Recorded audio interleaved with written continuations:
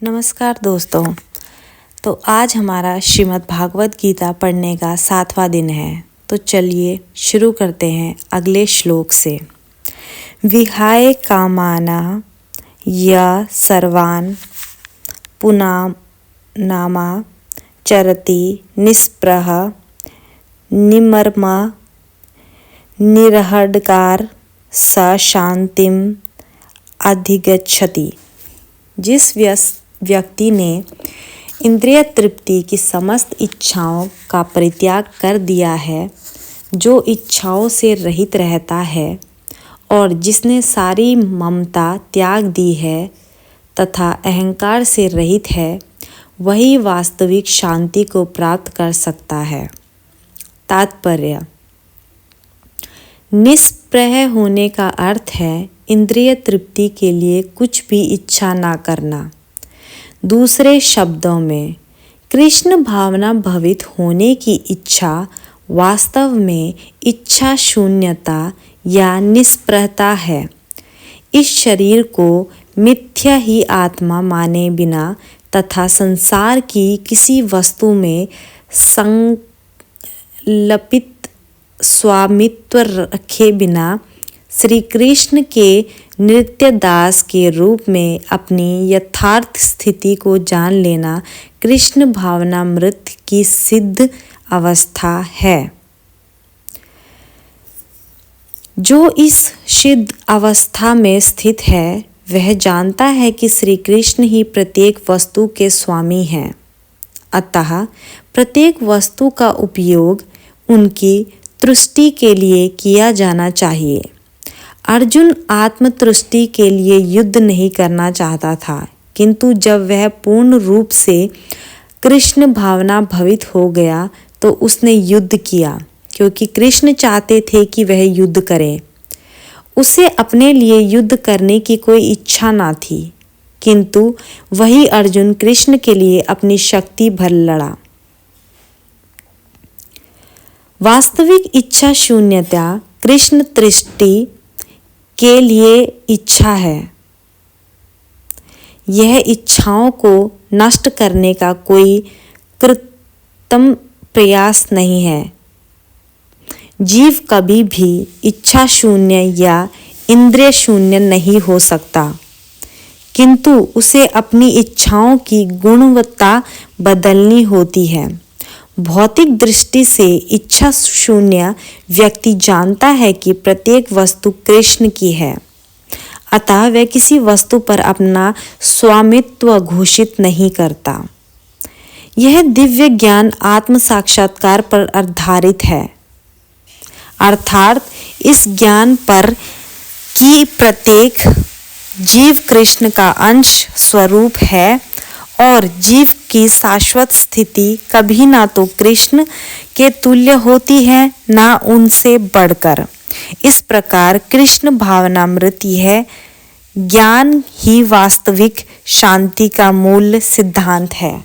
ऐसा ब्रह्मामि स्थिति पार्थ न एनाम प्राप्य विमुह्यति स्थित्वा अस्याम अंतकाले अपि ब्रह्मा निर्वाणम ऋच्छति।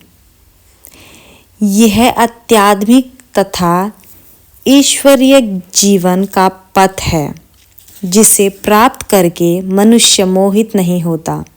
यदि कोई जीवन के अंतिम समय में भी इस तरह स्थित हो तो वह भगवत धाम में प्रवेश कर सकता है। मनुष्य कृष्ण भावनामृत या दिव्य जीवन को एक क्षण में प्राप्त कर सकता है और हो सकता है कि उसे लाखों जन्म के बाद भी प्राप्त ना हो। यह तो सत्य को समझने और स्वीकार करने की बात है।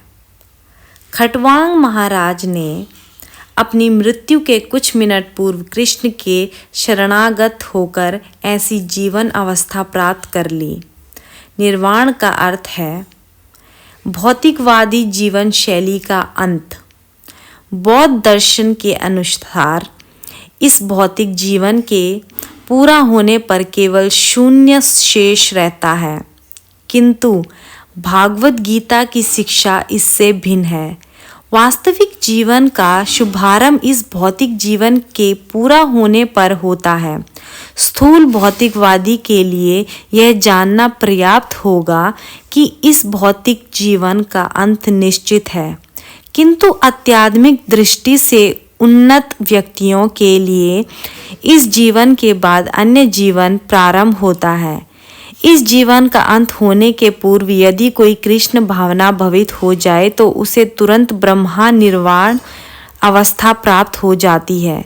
भगवत धाम तथा भगवत पद्धति के बीच कोई अंतर नहीं है।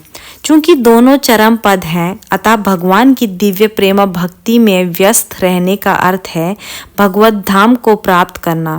भौतिक जगत में इंद्रिय तृप्ति विषयक कार्य होते हैं और आध्यात्मिक जगत में कृष्ण भावनामृत विषयक।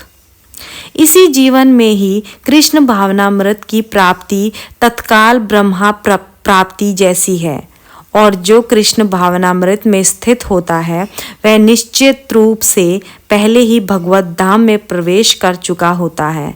ब्रह्मा और भौतिक पदार्थ एक दूसरे से सर्वथा विपरीत हैं, अतः ब्रह्मा स्थिति का अर्थ है भौतिक कार्यों के पद पर ना होना। भगवत गीता में भगवत पद्धति को मुक्त अवस्था माना गया है, अतः ब्रह्मामी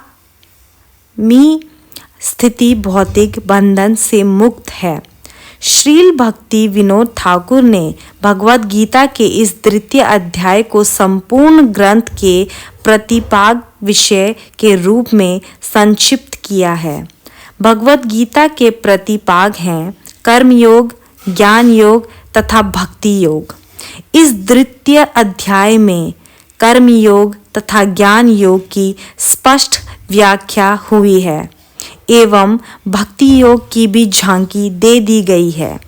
इस प्रकार श्रीमद् भागवत गीता के द्वितीय अध्याय गीता का सार का भक्ति वेदांत तात्पर्य पूर्ण हुआ।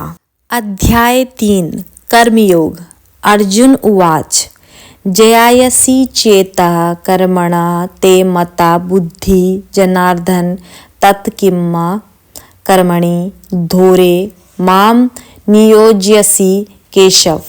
अर्जुन ने कहा, हे जनार्दन, हे केशव, यदि आप बुद्धि को सकाम कर्म से श्रेष्ठ समझते हैं तो फिर आप मुझे इस घोर युद्ध में क्यों लगाना चाहते हैं।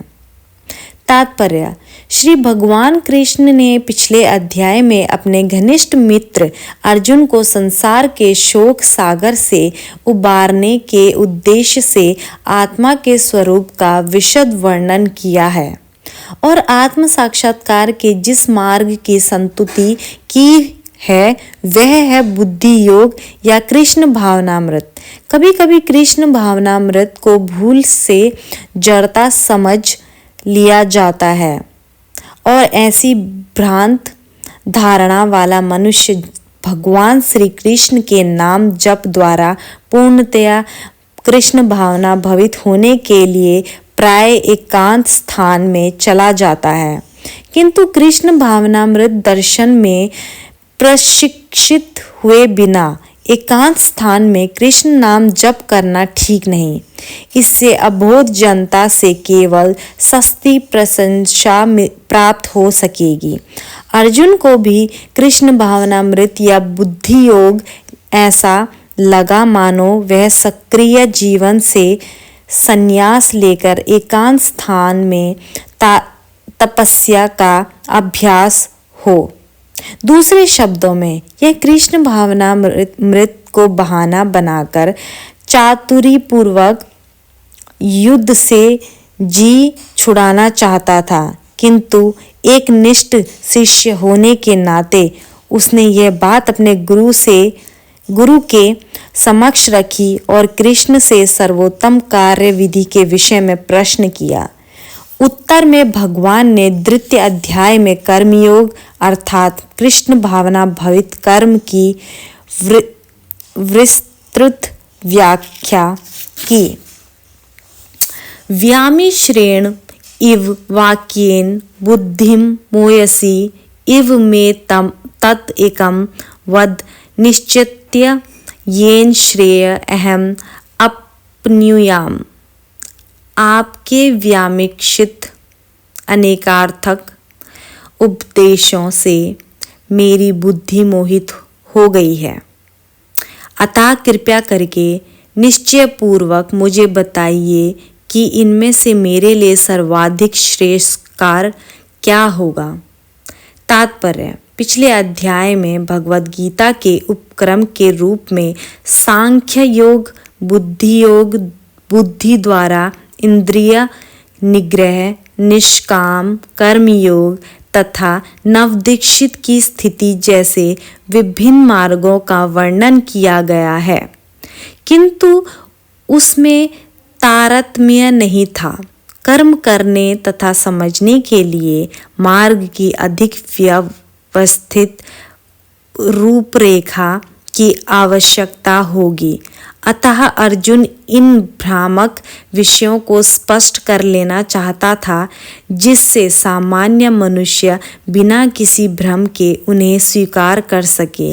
यद्यपि श्री कृष्ण वाक्चातुरी से अर्जुन को चकराना नहीं चाहते थे, किंतु अर्जुन यह नहीं समझ सका कि कृष्ण भावनामृत क्या है, जड़ता है या कि सक्रिय सेवा।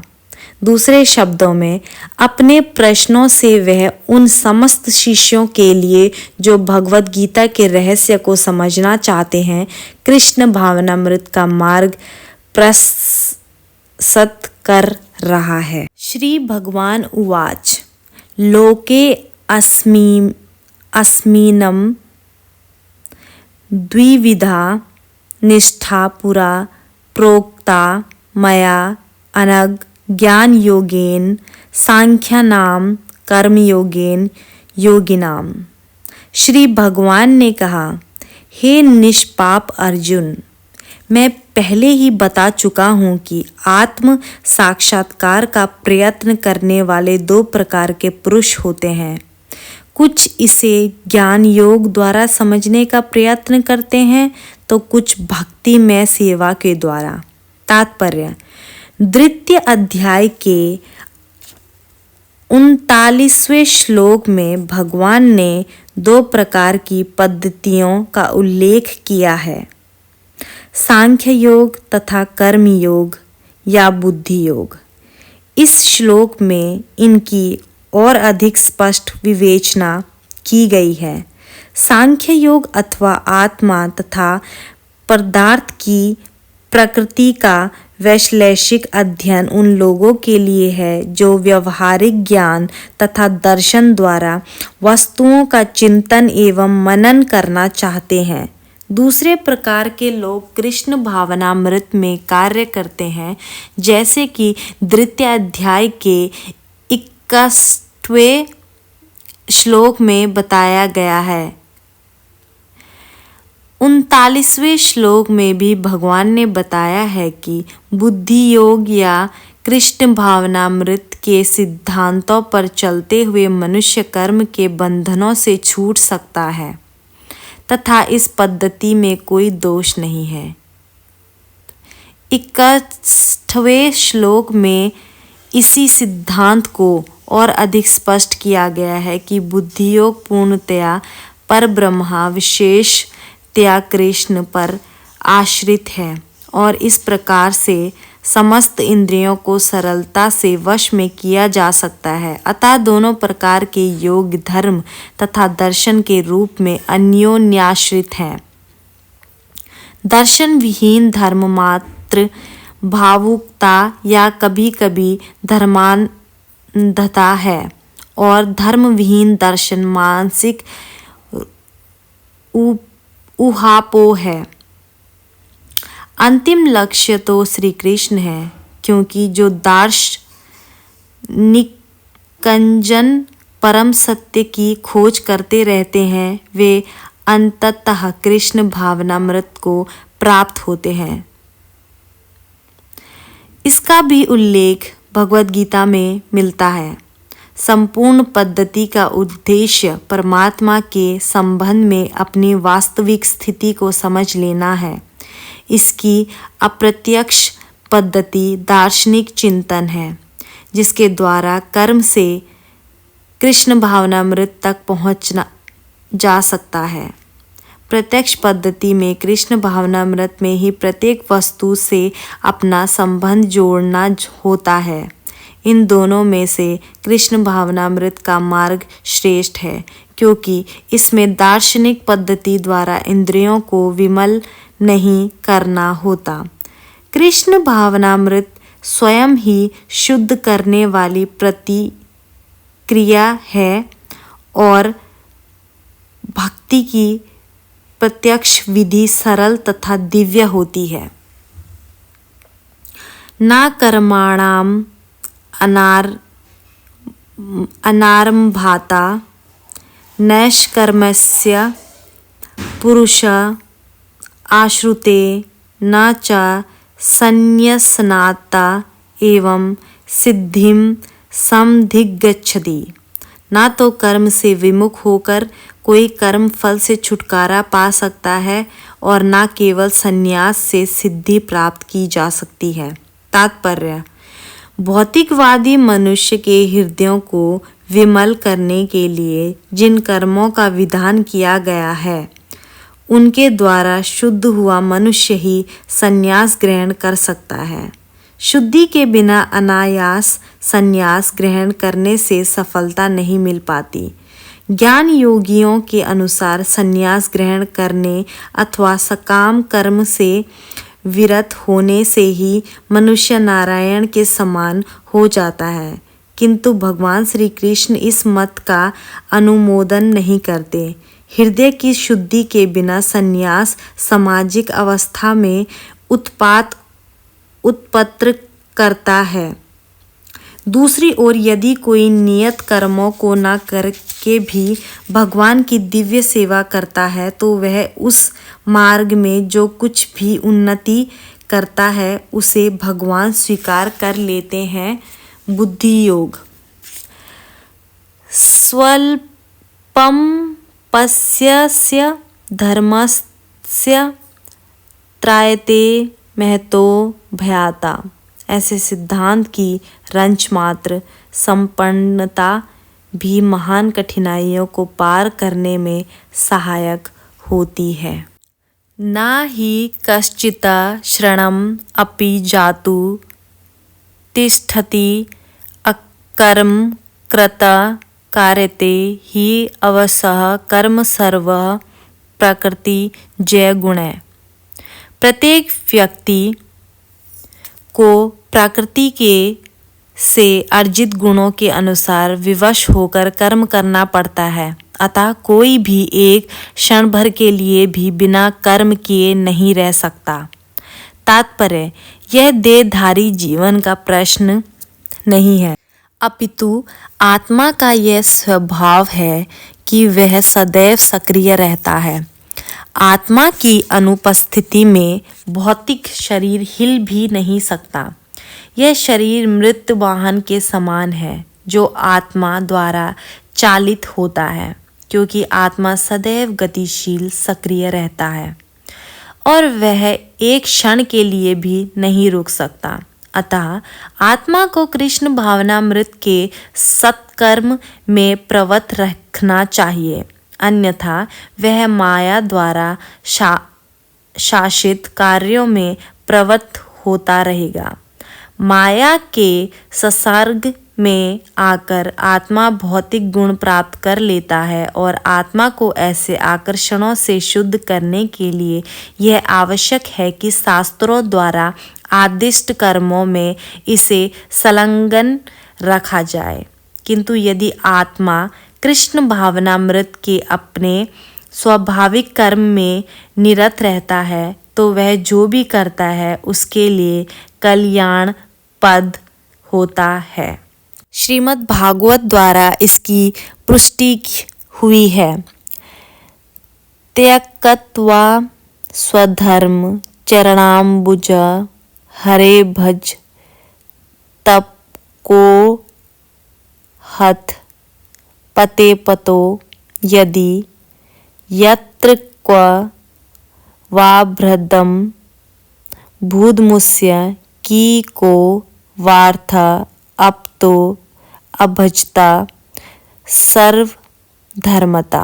यदि कोई कृष्ण भावनामृत अंगीकार कर लेता है तो भले ही वह शास्त्रानुमोदित कर्मों को ना करे अथवा ठीक से भक्ति ना करे और चाहे वह पतित भी हो जाए तो इसमें उसकी हानि या बुराई नहीं होगी। किंतु यदि वह शास्त्रानुमोदित सारे कार्य करे और कृष्ण भावना भवित ना हो तो ये सारे कार्य उसके किस लाभ के हैं। अतः कृष्ण भावनामृत के इस स्तर तक पहुँचने के लिए शुद्धिकरण की प्रतिक्रिया आवश्यक है। अतएव संन्यास या कोई भी शुद्धिकारी पद्धति कृष्ण भावनामृत के चरम लक्ष्य तक पहुँचने में सहायता देने के लिए है, क्योंकि उसके बिना सब कुछ व्यर्थ है। कर्म इंद्रियाणि संयम या आस्ते मनसा स्मरन् इंद्रिय अर्थान विमूढ़ आत्मा मिथ्या आचार सा उच्यते। जो कर्मेंद्रियों को वश में तो करता है किंतु जिसका मन इंद्रियों विषयों का चिंतन करता रहता है वह निश्चित रूप से स्वयं को धोखा देता है और मिथ्याचारी कहलाता है। तात्पर्य, ऐसे अनेक मिथ्याचारी व्यक्ति होते हैं जो कृष्ण भावनामृत में कार्य तो नहीं करते किंतु ध्यान का दिखावा करते हैं, जबकि वास्तव में वे मन में इंद्रिय भोग का चिंतन करते रहते हैं। ऐसे लोग अपने अबोध शिष्यों को बहकाने के लिए शुष्क दर्शन के विषय में भी व्याख्यान दे सकते हैं, किंतु इस श्लोक के अनुसार वे सबसे बड़े धूर्त हैं। इंद्रिय सुख के लिए किसी भी आश्रम में रहकर कर्म किया जा सकता है, किंतु यदि उस विशिष्ट पद का उपयोग विधि विधानों के पालनों में किया जाए तो व्यक्ति की कर्मश आत्मशुद्धि हो सकती है। किंतु जो अपने को योगी बताते हुए इंद्रिय तृप्ति के विषयों की खोज में लगा रहता है वह सबसे बड़ा धूर्त है। भले ही वह कभी कभी दर्शन का उपदेश क्यों न दे, उसका ज्ञान व्यर्थ है, क्योंकि ऐसे पापी पुरुष के ज्ञान के सारे फल भगवान की माया द्वारा हर लिए जाते हैं। ऐसे धूर्त का चित्त सदैव अशुद्ध रहता है, अतएव उसके यौगिक ध्यान का कोई अर्थ नहीं होता। या तो इंद्रियाणि मनसा नियमय आरभते अर्जुन कर्म इंद्रिय कर्म योगम असक्ता स विष्यते। दूसरी ओर यदि कोई निष्ठावान व्यक्ति अपने मन के द्वारा कर्मेंद्रियों को वश में करने का प्रयत्न करता है और बिना किसी आसक्ति के कर्मयोग कृष्ण भावनामृत में प्रारंभ करता है तो वह अति उत्कृष्ट है। तात्पर्य, लंपट जीवन और इंद्रिय सुख के लिए छायोगी का मिथ्या वेश धारण करने की अपेक्षा अपने कर्म में लगे रह कर जीवन लक्ष्य को, जो भव बंधन से मुक्त होकर भगवत धाम को जाना है, प्राप्त करने के लिए कर्म करते रहना अधिक श्रेयस्कर है। प्रमुख स्वार्थ गति को विष्णु के पास जाना है। संपूर्ण वर्णाश्रम धर्म का उद्देश्य इसी जीवन लक्ष्य की प्राप्ति है। एक गृहस्थ भी कृष्ण भावनामृत में नियमित सेवा करके इस लक्ष्य तक पहुंच सकता है। आत्म साक्षात्कार के लिए मनुष्य शास्त्रानुमोदित संयमित जीवन बिता सकता है और अनासक्त भाव से अपना कार्य करता रह सकता है।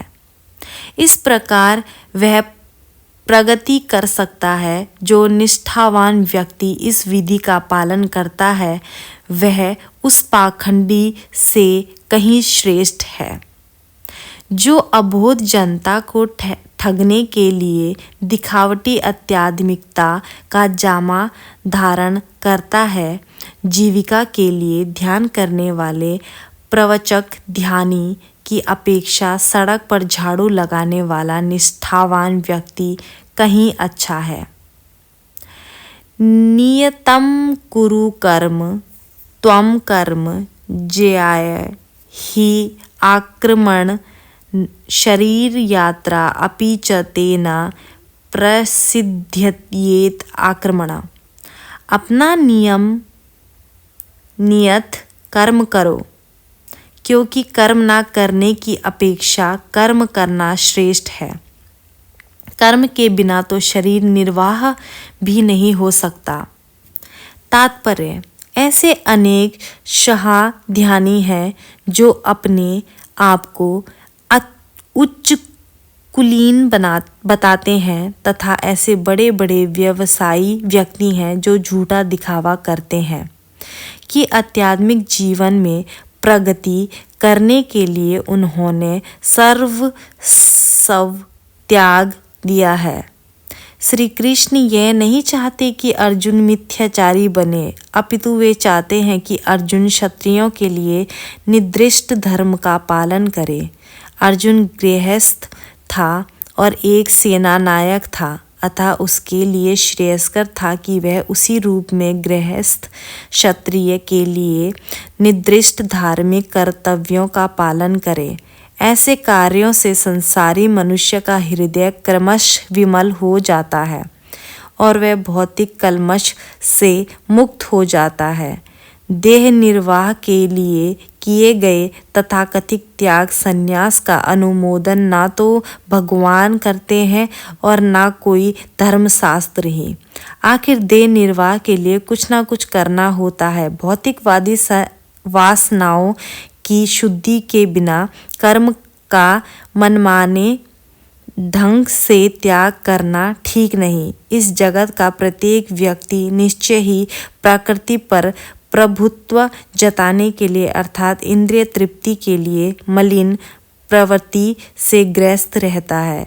ऐसी दूषित प्रवृत्तियों को शुद्ध करने की आवश्यकता है। नियत कर्मों द्वारा ऐसा किए बिना मनुष्य को चाहिए कि तथाकथित आध्यात्मवादी योगी बनने तथा सारा काम छोड़कर अन्यों पर जीवित रहने का प्रयास ना करे। यज्ञ अर्थार्थ कर्मण अन्यत्र लोक अयम कर्म बंधना तदर्थम कर्म कौन्तेय मुक्त सुगंधा समाचार। श्री विष्णु के लिए यज्ञ रूप में कर्म करना चाहिए, अन्यथा कर्म के द्वारा इस भौतिक जगत में बंधन उत्पन्न होता है। अतः हे कुंती पुत्र, उनकी प्रशंसा के लिए अपने नियत कर्म करो। इस तरह तुम बंधन से सदा मुक्त रहोगे। तात्पर्य, चूंकि मनुष्य को शरीर के निर्वाह के लिए भी कर्म करना होता है, अतः विशिष्ट सामाजिक स्थिति तथा गुण को ध्यान में रखकर नियत कर्म इस तरह बनाए गए हैं कि उस उद्देश्य की पूर्ति हो सके। यज्ञ का अर्थ भगवान विष्णु है। सारे यज्ञ भगवान विष्णु की प्रशंसा के लिए है। वेदों का आदेश है यज्ञो वै विष्णु। दूसरे शब्दों में, चाहे कोई निर्दिष्ट यज्ञ संपन्न करे या प्रत्यज्ञ रूप से भगवान विष्णु की सेवा करे, दोनों से एक ही प्रयोजन सिद्ध होता है। अतः जैसा कि इस श्लोक में संस्तुत किया गया है, कृष्ण भावनामृत यज्ञ ही है। वर्णाश्रम धर्म का भी उद्देश्य भगवान विष्णु को प्रसन्न करना है। अतः भगवान विष्णु की प्रसन्नता के लिए कर्म करना चाहिए। इस जगत में किए जाने वाला अन्य कोई कर्म बंधन का कारण होगा, क्योंकि अच्छे तथा बुरे कर्मों के फल होते हैं और कोई भी फल कर्म करने वाले को बांध लेता है। अतः कृष्ण विष्णु को प्रश्न करने के लिए कृष्ण भावना भवित होना होगा, और जब कोई ऐसा कर्म करता है तो वह मुक्त दशा को प्राप्त रहता है। यही महान कर्म कौशल है और प्रारंभ में इसी विधि में अत्यंत कुशल मार्गदर्शन की आवश्यकता होती है। अतः भगवत भद्दत्त के निर्देशन में या साक्षात भगवान कृष्ण के प्रत्यक्ष आदेश के अंतर्गत जिनके अधीन अर्जुन को कर्म करने का अवसर मिला था, मनुष्य को परिश्रम पूर्वक कर्म करना चाहिए। इंद्रिय तृप्ति के लिए कुछ भी नहीं किया जाना चाहिए, अपितु हर कार्य कृष्ण की प्रसन्नता तुष्टि होने के लिए होना चाहिए। इस विधि से न केवल कर्म के बंधन से बचा जा सकता है, अपितु इससे मनुष्य को कर्मश भगवान की यह प्रेमा भक्ति प्राप्त हो सकेगी जो भगवत धाम को ले जाने वाली है। तो दोस्तों, आज का यह वीडियो यही समाप्त करते हैं और आज हमने 11 श्लोक पढ़े। अगर आपको ये वीडियो अच्छा लगा हो या इन्फॉर्मेटिव लगा हो तो प्लीज़ लाइक एंड सब्सक्राइब करें। धन्यवाद। जय श्री कृष्णा।